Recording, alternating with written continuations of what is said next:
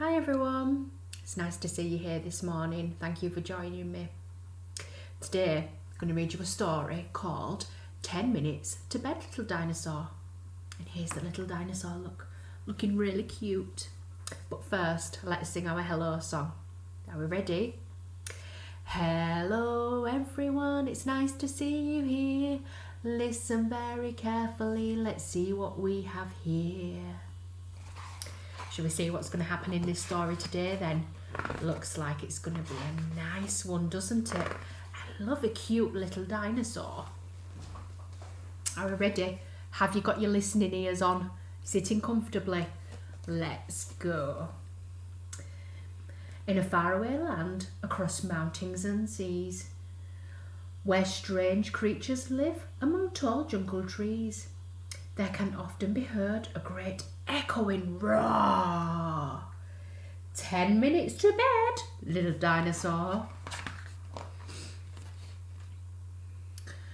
With 3 pointed horns and 4 great big feet, Rumble was crashing around in the heat. 9 minutes to bed. Don't go far, warned his mum. But this little dinosaur loved to have fun. Deep in the jungle, a halabalaboo. Frogs hopped about and birds fluttered and flew. So can we see the frogs? Here are the frogs. 1, 2, 3, 4, 5 frogs. And how many birds shall we see? Let's have a count. 1, 2, 3, 4, 5 birds. They fluttered and they flew. I wonder where they're going. 8 minutes to bed, came the call, loud and strong, as Rumble the dinosaur thundered along. So this little dinosaur is called Rumble. Oh no, look, this looks like so much fun. Splashing about in a warm pool of mud and chasing his tail till he fell with a thud. He knew there were just 7 minutes to bed, but Rumble preferred an adventure instead. Passing through mountains, he heard a strange sound. The world seemed to tremble from deep underground. But he looked up the sky with 6 minutes to go. So a volcano beginning to glow. Can we see that? Wow. From the sky came a roar. Rumble stumbled and ducked. Boom! The volcano began to erupt. Hot lava bubbled and filled the sky, filled with ash. Rocks crumbled and fell to the ground with a crash. Oh no! What is Rumble gonna do?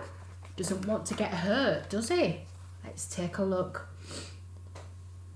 From out of the valley poured dinosaurs small, dinosaurs heavy, and dinosaurs tall.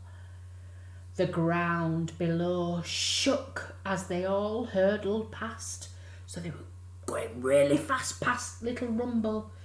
5 minutes, they said, so you better run fast.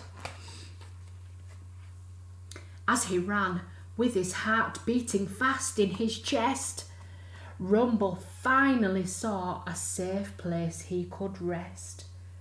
Oh look, he's found a little place in the bottom of a tree, hasn't he? He'll be safe in there, but he needs a rest.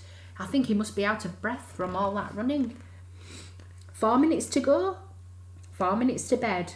But where am I wonder, from high in the sky came a loud roll of thunder. Oh no, how do you think he might be feeling? He's looking a little bit sad, isn't he? Yeah, I think he might be a bit lost. Below a great mountain where birds swoop and soar lay Rumble, the littlest dinosaur. Can you see him? 3 minutes to bed, said a voice from the gloom, and a shadow appeared by the light of the moon. Who do we think this could be? Ooh, I wonder. On 4 great big feet, she bent down to her son. Rumble opened his eyes and looked up at his mum. 2 minutes, she said. You are never alone. Then at last, side by side, they both plodded back home. Mummy is always there to look after her babies, isn't she? The evening was bathed in a soft silver light as his mum tucked him up and she kissed him good night. 1 minute, that means no more exploring, but Rumble, let's see, was already fast asleep. Rumble, the littlest dinosaur, had tired himself out, hadn't he? Now then, I really liked that story. I've never read that one before, but that was lovely, wasn't it? I really liked that. So, having a think about some activities that we can do that link with this book. So what can we see on that front cover? We can see the dinosaur and we can see the volcano erupting. And I thought this might be a really good excuse for us to get messy at home. So, mums, dads, carers, grandparents, anybody who's looking after the children and going to be attempting this activity, I would suggest, if you're doing it indoors, that you put lots of plastic sheets down, anything that you don't want to get ruined or paint on, you need to cover up. So basically what we're going to do is we're going to have some colours, some paints that are the colours of this, well, it's fire, isn't it, in the volcano. So colours I would suggest would be reds, yellows, oranges, even light browns for like the ash. And what we're going to do is we're going to squirt the colours on like a little plate or in little paint pots and have a paintbrush. And we're going to provide some big sheets of paper or even little sheets. Wallpaper would be really good rolled out. And the kids are going to get their paintbrush and instead of painting with the paper, they're going to splatter their paint. And we are going to make our own volcanic eruption. So it would be a good idea to do this one outside and the kids can get really messy and they can go for it and really make their own splatter paintings. So as you can see, I've used yellow and red for this, but it's changed colours because obviously it mixes, doesn't it? So the kids can have a look and they can think, wow, the colours are changing. So we can have a little bit of that in there, but also the language, the fun. The children are really going to enjoy this because children do like to have, well, they like to have fun, don't they? And if you encourage that as their carer, as their adult, you're helping to build a connection between you, a bond between you, and the fun and the happiness that's coming within the child is going to really create some lasting memories and help to build up a happy child.